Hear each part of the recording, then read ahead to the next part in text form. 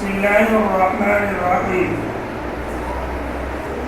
ملفوظ number 513، حالت مصیبت کے احکام حسب ذیل۔ فرمایا کہ مصیبت کی وجہ سے دوسرے احکام شرعیہ میں کوتاہی نہ کرے، خدا سے اس مشکل کے آسان کر دینے کی دعا کرتا رہے اور تدابیر میں مشغول رہے، مگر تدبیر کو کارگر نہ سمجھے۔ اور دعا کا حکم اس لیے ہے کہ تدبیر میں بغیر دعا کے برکت نہیں ہوتی۔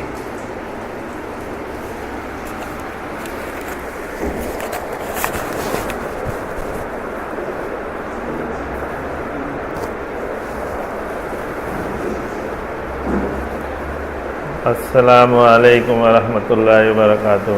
بسم اللہ الرحمن الرحیم، نحمد و نصلی علی رسول الکریم، اما بعد۔ پچھلے جمعہ کے مقابلے جمعہ کے درمیان میں ہمارے زندگی کے 7 اہم دن گزر چکے اور ہم اپنی اصل قبر والی زندگی کی طرف 7 دن قریب ہو چکے۔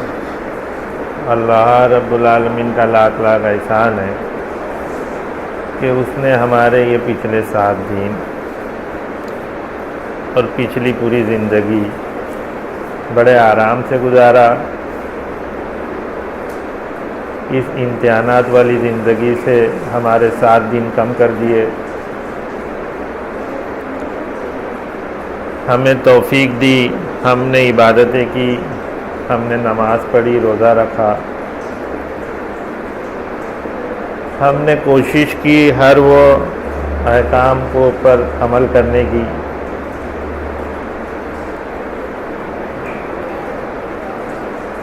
ہم نے صدقہ دیا، خیرات دیا، زکوٰۃ ادا کی، قرآن پاک کو پڑھا،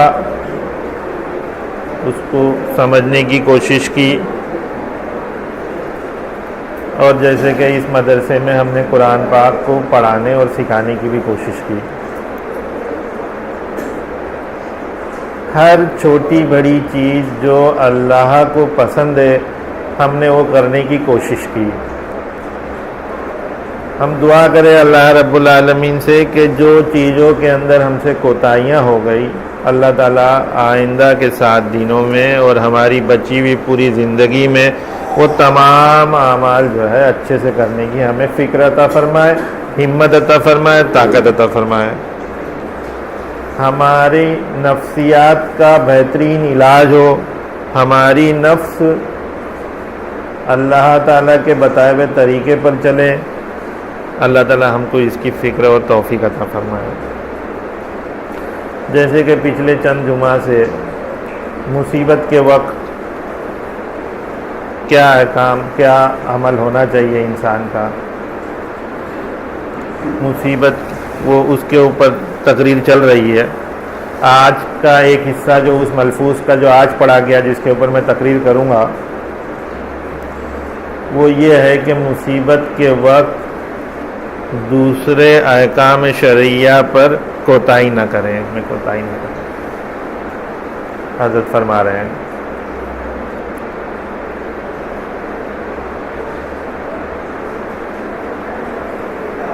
کہ اگر مصیبت آ جائے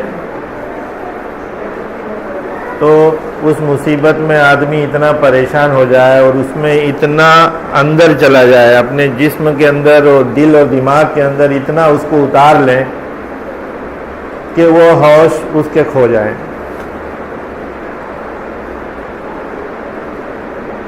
وہ نماز روزے سے بھی جو ہے دور ہو جائیں۔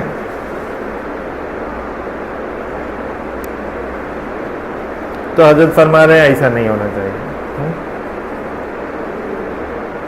ہاں بعض وقت میں نماز روزے تو رکھ رہا ہے لیکن دوسرے احکام سے وہ کوتاہی برت رہا ہے۔ قرضہ سر پہ چڑھ گیا تو لوگوں سے جھوٹ کہتا پھر رہا ہے، لوگوں کے سامنے جھوٹی شہرتیں بنائے پھرا ہے،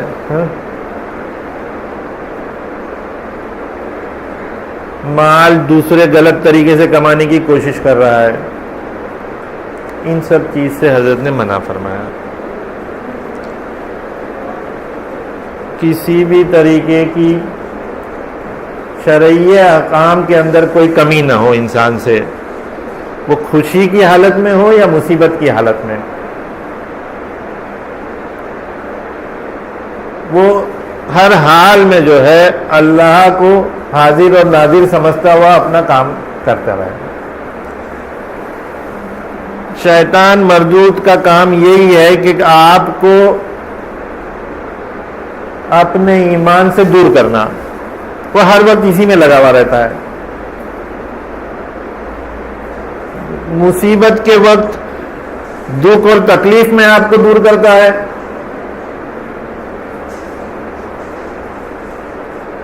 اور خوشی کے وقت آپ کو بے حیائی اور جشن سے آپ کو دور کرتا ہے. اس کے پاس بزرگان دین فرماتے ہیں 1,00,000 سے زائد ترکیبیں ہیں انسان کو بہکانے کے لیے.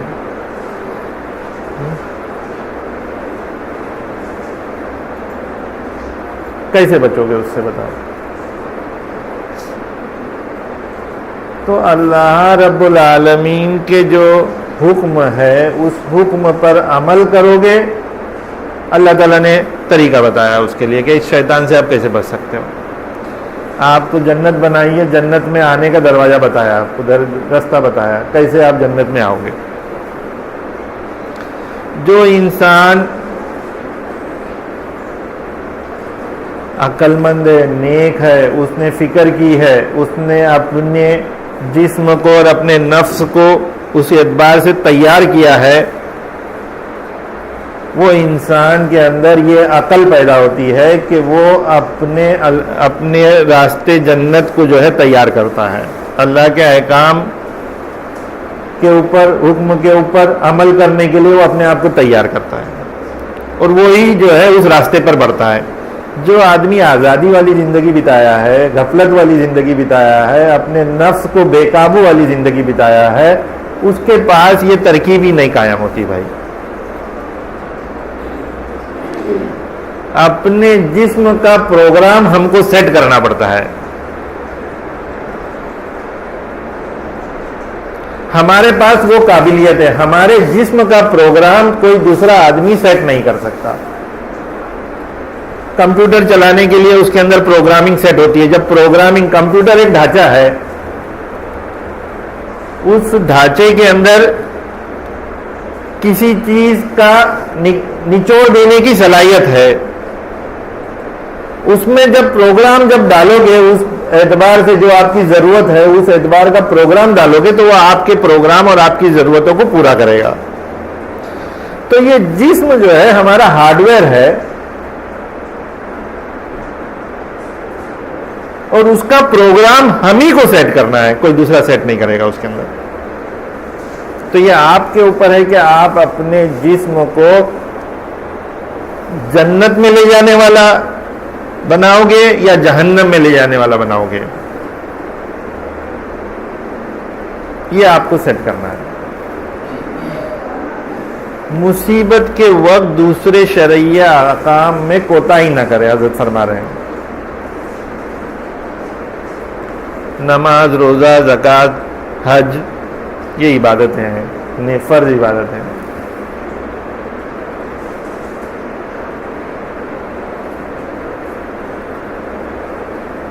یہ عبادتیں جو ہے اگر آپ یہ کرتے رہو گے تو یہ آپ کے نفس کو اور آپ کے جسم کو شریعت کے اعتبار سے زندگی بتانے کے لیے تیار کریں گے. صرف نماز روزہ ہی شریعت نہیں ہے، یہ تو اللہ رب العالمین نے آپ کے لیے دوا دی ہے. جیسے ایک انسان کا بلڈ پریشر کی اس کی بیماری ہو جاتی ہے تو اس کو ایک گولی جو ہے پریشر کی دی جاتی ہے کہ یہ گولی آپ روز کھاتے رہو تو آپ کا بلڈ پریشر جو ہے قابو میں رہے گا. دیگر بیماری ہو جائے، شوگر کی بیماری ہو جائے، ہارٹ کی بیماری ہو جائے، تو آپ کے لیے ایک گولی جو ہے ڈاکٹر پرسکرائب کرتا ہے کہ آپ یہ گولی کھاتے رہنا ضروری ہے آپ کے لیے، اگر نہیں کھاؤ گے تو آپ کا باڈی جو ہے وہ ڈی کنٹرول ہو جائے گا اور آپ کو کبھی بھی پرابلم ہو سکتا ہے۔ نماز، روزہ، حج، زکوٰۃ، یہ اللہ رب العالمین نے آپ کے لیے دوا کے طور پہ دیا ہے کہ اگر آپ یہ دوا جو ہے کھاتے رہو گے، اس کے اوپر عمل کرتے رہو گے، تو دوسرے احکام شریعت جو ہے زندگی جس طریقے سے حضور صلی اللہ علیہ وسلم کے طریقے پر زندگی بتانے میں آپ کو مدد کرے گی۔ آپ اللہ کے قریب ہو جائیں گے، آپ کا ایمان پختہ ہو جائے گا، آپ کے اندر جسمانی قابو اور پابندی آ جائے گی۔ اللہ تعالیٰ سب فائدے بتا رہا ہے اس کا۔ تو نماز اور روزے کرتے رہو، روزہ رکھتے رہو، نماز پڑھتے رہو، زکوٰۃ اور صدقہ دیتے رہو، اپنی اولاد کو کہو کہ بھائی خوب دو، غریبوں کے لیے خوب دو، اپنے گھر والوں کے اندر یہ فکر جمع کرو کہ بھائی خوب دیتے رہو، اپنے پاس جمع کر کے رکھنے کی فکر مت کرو۔ تو آپ کی زندگی کے اندر جھوٹ جو ہے یہ نہ بولو، سچی بات بولتے رہو، یہ شریعت ہے۔ حلال رزق کماؤ، یہ شریعت ہے۔ اپنے پڑوسی کو پریشان نہ کرو، یہ شریعت ہے۔ دوسرا اگر کوئی پریشان کرتا ہے تو تم جو ہے اس کو پریشان نہ کرو، یہ شریعت ہے۔ اپنی زبان سے بری باتیں نہ نکالو، یہ شریعت ہے۔ دوسرے کے جو حقوق ہے اس کو ادا کرو، یہ شریعت ہے۔ اللہ رب العالمین کے ساتھ کسی کو شریک نہ کرو، یہ شریعت ہے۔ اللہ رب العالمین کے بتائے ہوئے تمام حکم پر عمل کرو، یہ شریعت ہے۔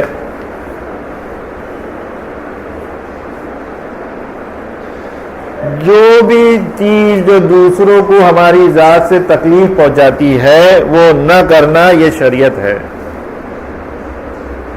اللہ رب العالمین نے جن چیزوں سے آپ کو منع کیا ہے اس سے بچنا، یہ شریعت ہے۔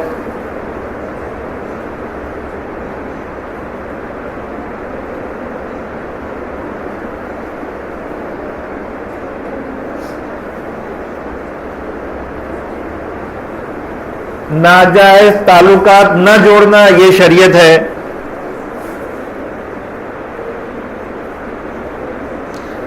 کسی کا قتل نہ کرنا، یہ شریعت ہے۔ مصیبت کے وقت صبر کرنا، یہ شریعت ہے۔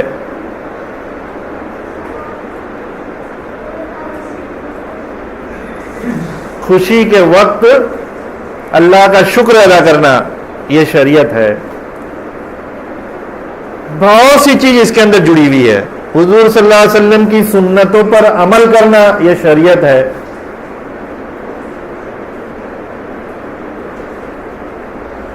مصیبت آپ کے اوپر آتی ہے تو بعض وقت تو یہ ہوتا ہے کہ یہ اللہ تعالیٰ آپ کی آزمائش کرتا ہے اس سے، اور اگر آپ اس آزمائش میں کامیاب ہو گئے تو اللہ تعالیٰ دنیا اور آخرت دونوں میں آپ کو جو ہے بلندی کرتا ہے، آپ کو دونوں جگہ پر آپ کے درجات کو بلند کرتا ہے اللہ تعالیٰ۔ آزمائش کے وقت میں اور مصیبت کے وقت میں ایک مومن کو اطمینان رہے،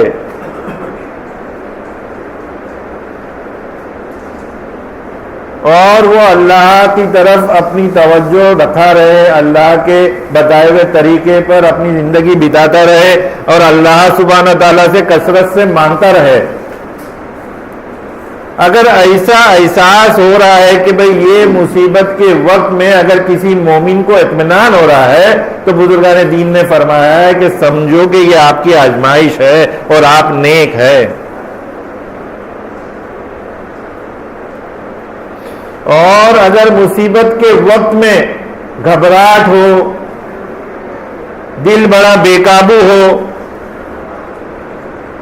شرعی احکام سے دور ہونے کا دل بولتا ہو، نماز اور روزے سے جو ہے دور بھاگنے کا دل بولتا ہو، مصیبت دل اور دماغ پر حاوی ہو چکی ہو، تو یہ سمجھیے کہ یہ عذاب ہے آپ کے لیے، اللہ کی طرف سے یہ عذاب ہے۔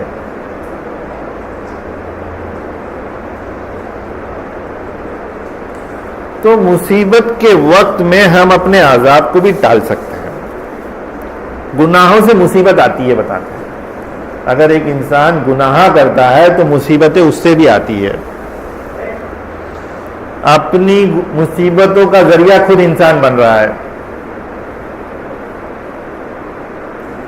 تم جو ہے گناہ کرتے رہو، مصیبتیں اللہ تعالیٰ آپ کو وقتاً وقتاً دیتا رہے گا۔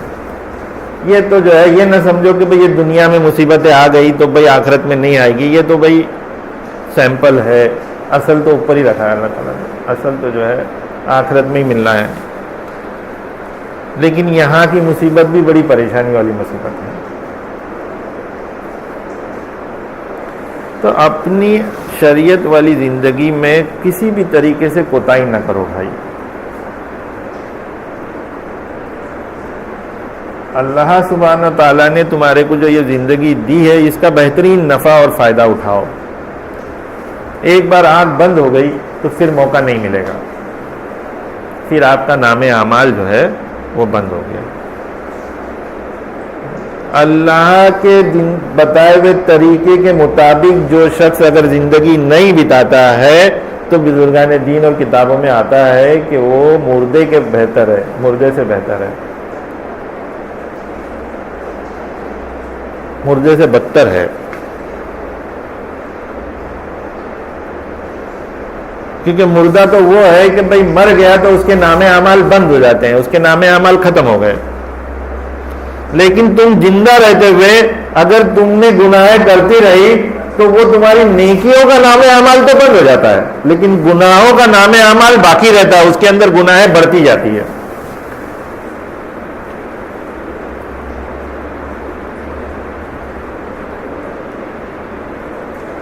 تو ہم اپنے معاشرے کو کہاں لے جا رہے ہو؟ دیکھیے ہم اپنے معاشروں کو کہاں لے جا رہے ہیں۔ اللہ تعالیٰ فرماتا ہے کہ میرے ساتھ کسی کا شریک مت کرو۔ ایک تو یہ حکم ہے اللہ کی طرف سے، دوسرا یہ کہ ناجائز تعلقات مت جوڑو،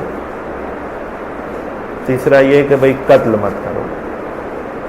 ان تین چیزوں سے بچنے کے لیے قرآن کے اندر جگہ جگہوں پر اس کا حکم آیا ہے۔ اللہ تعالیٰ جگہ جگہوں پر اس سے بچنے کا حکم پہنچا رہا ہے۔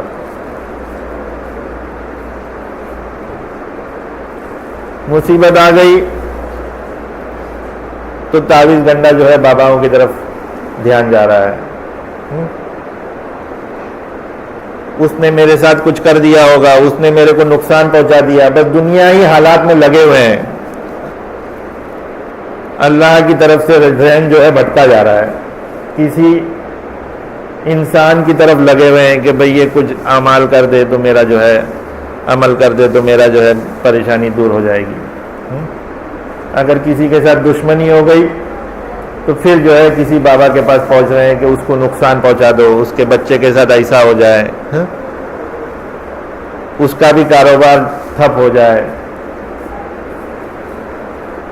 لگا ہوا ہے، آدمی الجھن میں پریشان ہے، اپنی الجھن جو ہے بڑھاتا جا رہا ہے۔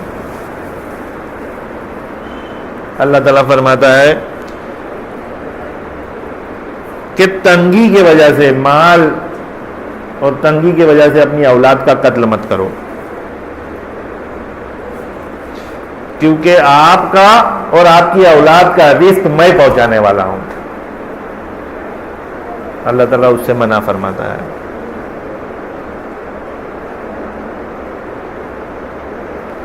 ناجائز تعلقات مت جوڑو،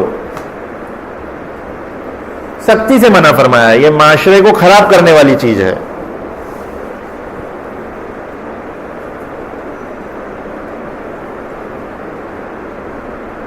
اعلانیہ گناہ، جس سے جو ہے پورے معاشرے پر، پوری دنیا پر اس کے اثرات پڑتے ہیں۔ اعلانیہ گناہ کیا ہے؟ آج ہم کیا کر رہے ہیں؟ آج ہمارے ناجائز تعلقات ہم سبھی کو بولتے ہوئے پھر رہے ہیں، آج عام ہو چکا ہے۔ آپ اگر ٹیلی ویژن دیکھتے ہو، پکچر دیکھتے ہو، تو سبھی کے اندر جو ہے ناجائز تعلقات کا جو ہے ڈھنڈورا پیٹا جا رہا ہے، اور اس کو بنانے والے لوگ بھی ناجائز تعلقات کو عام کر رہے ہیں، اور اس کو دیکھنے والے لوگ بھی اسی کو پسند کر رہے ہیں۔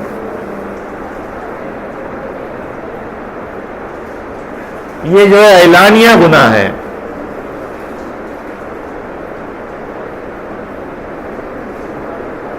تو اس کا عذاب جو ہے پورے معاشرے پہ اور پوری دنیا میں جہاں جہاں یہ ہوگا اس کے اوپر عذاب آئے گا، وہ ایک ایک شخص کے اوپر نہیں گناہ بچی ہوئی ہے۔ یہ آج بچہ جیسے ہی تھوڑا ہوش میں آتا ہے، اس کے اندر جو ہے نفسیاتی خوبیاں اور نفسیاتی ضرورت ابھرنے لگتی ہے، وہ اپنی گرل فرینڈ ڈھونڈنے لگتا ہے۔ اور لڑکیوں کا بھی وہی حال ہے، وہ اپنا بوائے فرینڈ ڈھونڈنے لگتی ہے۔ گرل فرینڈ اور بوائے فرینڈ جو ہے یہ معاشرے کے اندر اعلانیہ ہو چکا ہے۔ بعض مذہبوں نے، بعض لوگوں نے، بعض خاندانوں نے اس کو ایکسپٹ کر چکے ہیں، بعض لوگ آج بھی اس سے بچ رہے ہیں۔ تو اپنی گناہوں کو ایک تو پہلے کرو مت، اور اگر کرتے بھی ہو تو اس سے بچو، اس سے ڈرو، معاشرے کے اندر اس کی معلومات نہ ہو، ایسی کوئی حرکت نہ کرو جس سے آپ کا معاشرہ تکلیف میں آ جائے، آپ کا جو ہے پوری جماعت تکلیف میں آ جائے، دنیا تکلیف میں آ جائے۔ آج کیا ہو چکا ہے آپ دیکھیے، اعلانیہ گناہ میں بتاؤں آپ کو کیا ہے۔ آج بے حیائی عورتوں نے اپنے لباس کو تنگ کر چکے ہیں، آج یہ عام ہو چکا ہے۔ آپ اگر بازار میں نکلو تو پتہ چلے گا کہ عورتوں نے اپنے لباس کو تنگ کر چکا ہے، اور وہ تنگ ہوتے ہوتے اتنا تنگ ہو چکا ہے کہ بے حیائی جو ہے سر پر چڑھ گئی ہے۔ کوئی بھی راستے میں چلو تو ایسی لڑکی اور عورت نظر نہیں آئے گی جس کے جسم کو چاہیے نمائش کہیں نہ کہیں سے ہو نہیں رہی ہو۔ تو یہ کیا ہے؟ یہ اعلانیہ گناہ ہے، یہ عام گناہ ہو کر رہا ہے سب کوئی، اور جس کے وجہ سے ہو رہا یہ ہے کہ میں معاشرے میں جو ہے خرابی آ چکی ہے۔ شیطان مردود تو آپ کو جو ہے برباد کرنے پہ تلا ہوا ہے۔ آج ایک بہت بڑی جماعت، آج جو ہے بمبئی جیسے شہر کے اندر ہمارے مسلمانوں نے اس معاشرے کو بیلنس کر رکھا ہے۔ اللہ کا بہت بڑا کرم ہے کہ آج بھی مسلمان کی گھر کی عورتیں برقع پہنتی ہے۔ اگر بمبئی جیسے شہر میں نکلو تو نقاب والی، برقعے والی عورتیں آپ کو نظر آتی ہے۔ یہ کیا ہے؟ یہ انہوں نے معاشرے کے اندر جو ہے اچھائیوں سے جو ہے بیلنس کر رکھا ہے کہ اللہ تعالیٰ اچھائیوں کے خیر و فکر کے اندر جو ہے معاشرے کے اندر جو ہے عذاب نہیں لا رہا ہے۔ یہ پورے معاشرے کے اوپر آپ کی رحمت ہے۔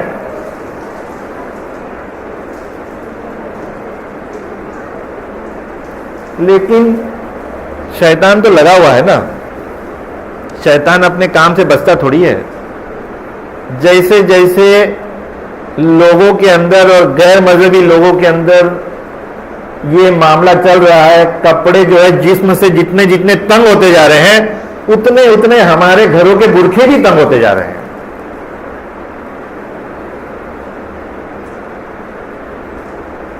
آج برقع کس لیے ہے؟ برقع ایک عورت کے جسم کو چھپانے کے لیے ہے، اس کی پہچان کو چھپانے کے لیے ہے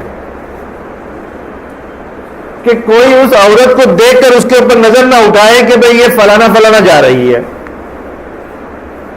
اس کے جسم کو اور اس کی پہچان کو چھپانے کے لیے ہے، اس کے جسم کو دیکھ کر کوئی جو ہے خواہشات پیدا نہ کریں، اس کے لیے ہے۔ تو جیسے جیسے معاشرے میں تنگی کپڑے کی ہوتے جا رہی ہے، ویسے ویسے ہمارے گھروں کے برقعے بھی تنگ ہوتے جا رہے ہیں۔ آج ہمارے گھروں کے اندر برقعہ بھی اگر جو پہنا جاتا ہے، اگر آپ دیکھیے کہ بھئی آج مسلمانوں کے اندر جو برقعہ پہنا جا رہا ہے آج فیشن بن چکا ہے۔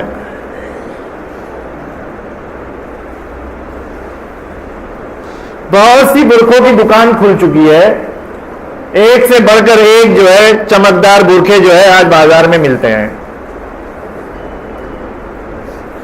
آج برقعہ پہن کر بھی جسم کا نمائش ہو رہی ہے، وہ جسم سے اتنا تنگ ہو چکا ہے کہ اس کے پہننے کے باوجود بھی جو ہے جسم کی نمائش ہو رہی ہے۔ یہ کیا ہو رہا ہے؟ گناہ جو ہے معاشرے میں بڑھتے جا رہی ہے تو نیکیاں جو ہے کم ہوتے جا رہی ہے۔ معاشرے کا بیلنس جو ہے ٹل رہا ہے بھائی، معاشرے کا بیلنس جو ہے گر رہا ہے، آپ لوگ سمجھ لیں اس بات کو۔ آج معاشرے کے اندر اتنی زیادہ بے حیائی ہو چکی ہے کہ آج جو ہے اچھے گھروں کی عورتیں اور بچیوں کو بھی نقاب اور برقعہ پہننے سے کترات ہونے لگی ہے۔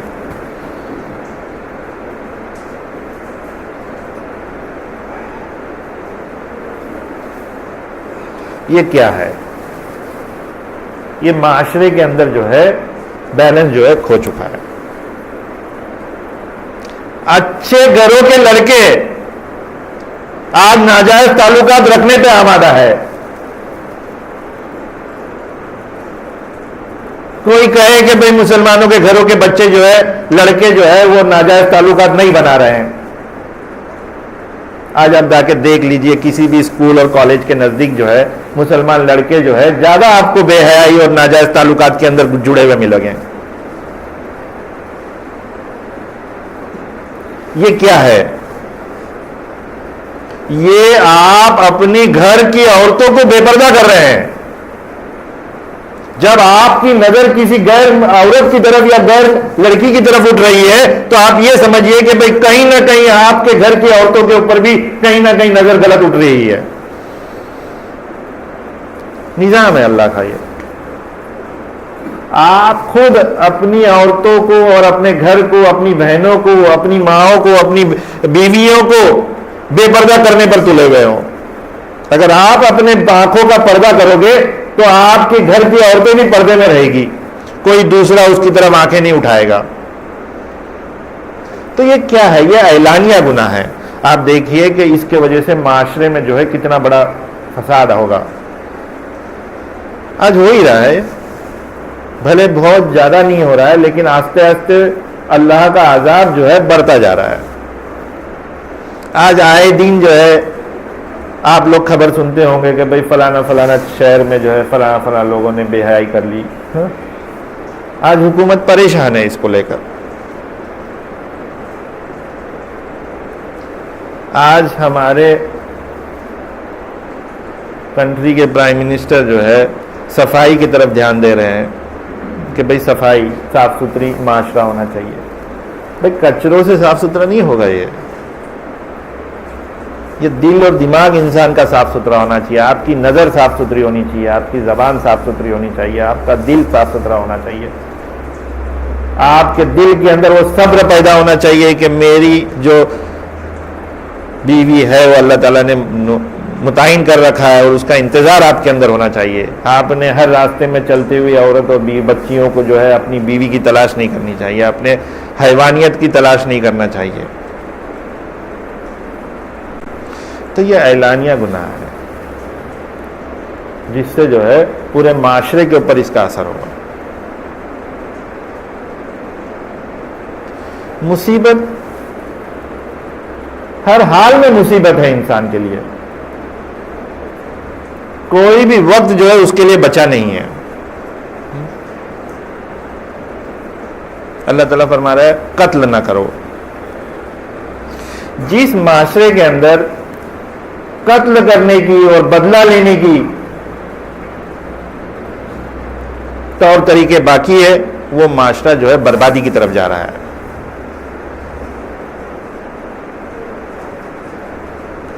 مصیبت کے وقت بہت زیادہ مصیبت ہوتی ہے تو انسان سمجھتا ہے میں خودکشی کر لوں، وہ خودکشی کرنے کی طرف جاتا ہے.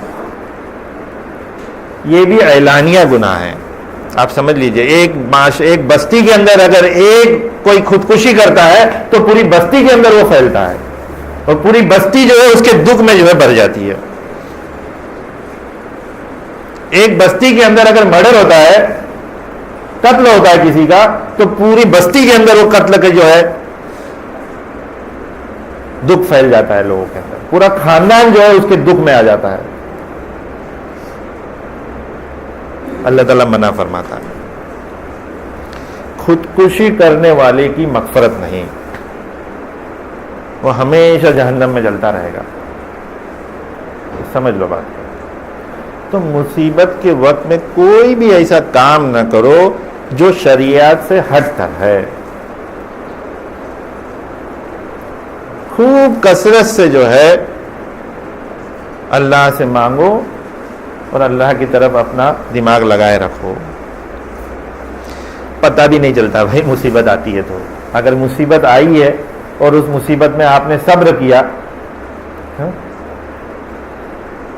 تو صبر کرنے والے کو پتہ بھی نہیں چلتا. جب مصیبت ٹل جاتی ہے تو پتہ بھی نہیں چلتا وہ مصیبت میں میرے پاس سے کیسے گزر گئی. اور جو صبر نہیں کرتا ہے اور جس کو اللہ کے اوپر بھروسہ نہیں، اس کے ساتھ تو مصیبت کے اثرات پوری زندگی چلتی ہے. زندگی بھر وہ اس کو یاد کرتا رہتا ہے کہ یہ مصیبت آئی تھی، یہ مصیبت آئی تھی، اس کے وجہ سے یہ نقصان ہوا، اس کے وجہ سے یہ نقصان ہوا. پوری زندگی وہ مصیبت کا احساس چلتا رہتا ہے. صبر کرنے والے کو مصیبت کے وقت میں بھرپور صبر کرو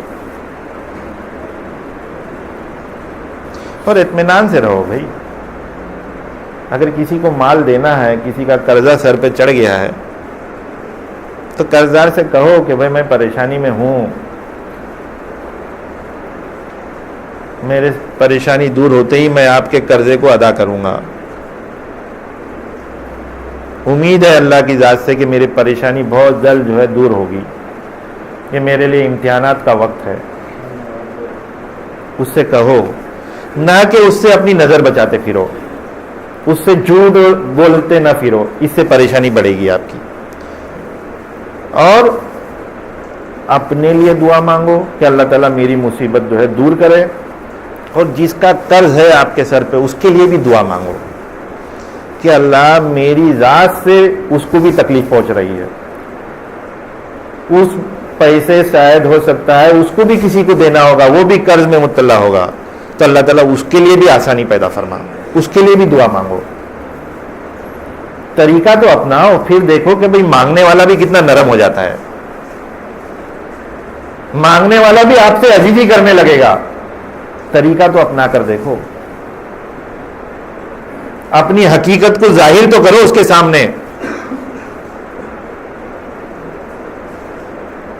اپنے بیوی بچوں کے ساتھ جو ہے اپنی مصیبت کو شیئر کرو کہ بچوں پریشانی ہے، پیسوں کی تنگی چل رہی ہے، کاروبار ٹھیک نہیں ہے. تو دیکھیے آپ کے ساتھ جو ہے آپ کے بیوی بچے بھی مانگنے والے بن گئے. آپ کے لیے جو ہے آپ کے بیوی بچوں کے بھی ہاتھ اٹھ رہے ہیں کہ اللہ تعالیٰ میرے ابا کی طبیعت کاروبار میں جو ہے کمی چل رہی ہے، تو اس کے کاروبار میں برکت عطا فرما. اللہ تعالیٰ کس کی دعا سے کب سن لے گا کیا پتا. نہ اپنی اکڑ میں بنے ہوئے ہو اور اپنی جو ہے بڑک پن بتانے کے لیے کہیں سے قرض اور لے رہے ہو، اس کا قرض دینے کے لیے وہاں سے قرض لیا، اس کا قرض دینے کے لیے وہاں سے قرض لیا، بینک میں گیا، کسی جو ہے بیاج کھاؤ کے پاس گیا، اس کے پاس سے زیادہ انٹرسٹ میں ریٹ لے رہا ہے. یہ چلا ہوا ہے، نظام چلا ہوا ہے، اور تم مصیبتوں کے اندر ڈوبے جا رہے ہو، مصیبتوں کے اندر ڈوبے جا رہے ہو. اپنے آپ کو قابو کرو. مصیبت کے وقت جو ہے اپنے خرچ کو کم کرو، اپنی ضرورتوں کو کم کرو. کسی کو بھی اپنی مصیبت بتانے سے شرمندہ مت ہو. آپ کے اوپر مصیبت ہے، بھلے ٹھیک ہے مصیبت ہے، کسی کو پتا چل رہا ہے، اچھی بات ہے. اپنے شیخ کو بتاؤ کہ بھئی میرے پر مصیبت ہے، اپنے بزرگوں کو بتاؤ کہ میرے پہ مصیبت ہے، دعا کے لیے کہو. کہ میرے پہ مصیبت ہے، اور اسباب کی کوشش کرتے رہو، اپنے کاروبار میں نئے نئے راستے ڈھونڈتے رہو کہ کہاں سے میرا کاروبار بڑھ سکتا ہے، کیا ایسی وجہ ہو گئی جس کی وجہ سے مجھ پر یہ پریشانی آ رہی ہے، اس کی جو ہے وجہ ڈھونڈو، اس وجہ کو جو ہے دور کرنے کی، اس پریشانی کو دور کرنے کی کوشش کرو. آہستہ آہستہ آپ کی مصیبت جو ہے دور ہو جائے گی، احساس بھی نہیں ہوگا آپ کو. اور آپ کی مصیبت کے وقت میں آپ کے بیوی بچوں نے آپ کی مدد کی، اللہ تعالیٰ ان کے بھی جو ہے درجات کو بلند کرے گا، ان کے اندر بھی جو ہے ایک پختگی پیدا کرے گا اللہ تعالیٰ. وآخر دعوانا الحمدللہ رب العالمین.